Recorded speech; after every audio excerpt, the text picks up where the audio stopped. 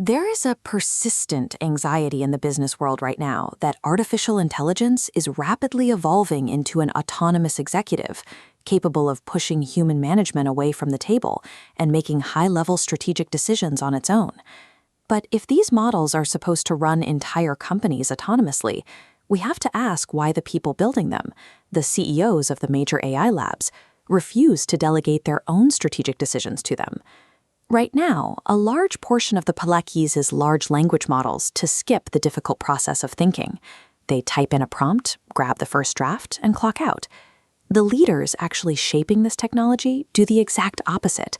They use AI to deliberately challenge their own judgment and strip away administrative friction, keeping their minds fully engaged in the final decision. This strategy represents a move towards cognitive leverage, a framework where active workflows are used to accelerate the human mind rather than bypass it.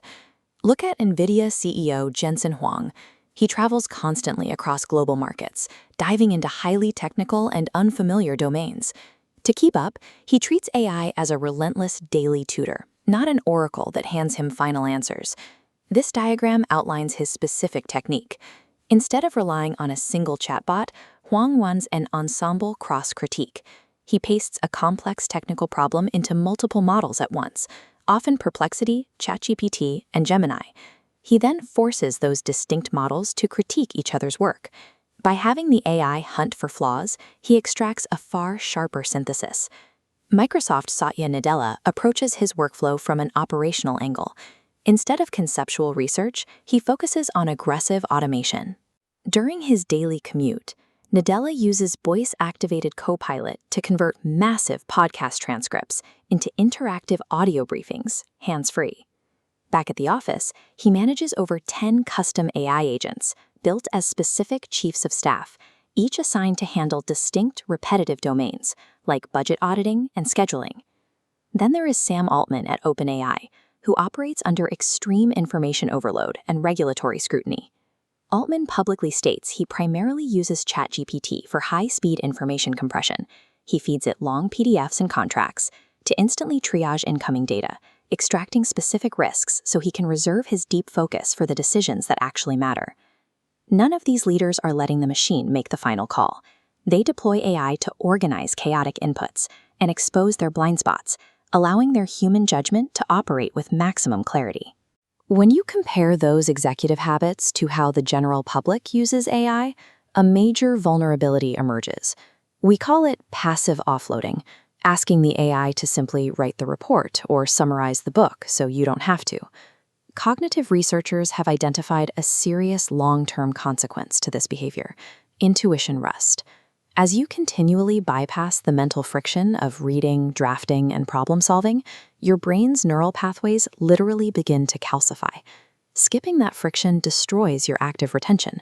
Over time, your ability to reason deeply and hold complex strategic context degrades. Strategic users avoid this by replacing generic knowledge compression with targeted extraction. Instead of asking for a summary, they command the model to isolate specific unstated assumptions, anomalous data points, or hidden edge cases, keeping their own brain in the driver's seat. By moving from passive delegation to active auditing, you ensure that the AI handles the data while you retain the final, most critical layer of reasoning. To move away from passive offloading, you need to structure your prompts like an executive. Here are 4 specific frameworks you can use right now to achieve active cognitive augmentation. Prompt 1 is the ensemble cross-critique. Paste your current plan into the model and instruct it. Act as a domain expert and point out 3 unstated assumptions, 2 potential failure modes, and 1 alternative perspective I haven't considered. Prompt 2 is the logic auditor. Command the AI to act as an adversarial board member executing a pre-mortem.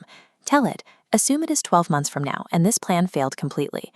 Detail the top 3 hidden risks that caused the failure, ranked by probability. Prompt 3 is targeted knowledge extraction.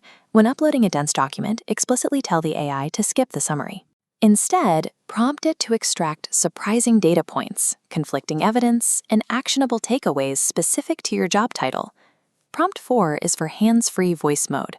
While commuting, ask the AI to verbally brief you on an article, but force it to break the audio down into 3 simple parts: what happened, why it matters, and what decisions need to be made next.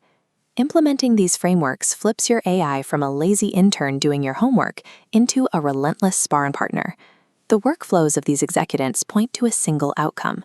The most effective way to use this technology isn't to ask what it can do for you, but to demand how it can make your human thinking sharper. For your next major project, try running the adversarial board member prompt on your initial draft. You will immediately feel the difference between passively accepting an answer and actively defending your logic. If you want to master the actual science behind the AI headlines, hit like and subscribe to KYC AI Labs. We'll see you in the next one.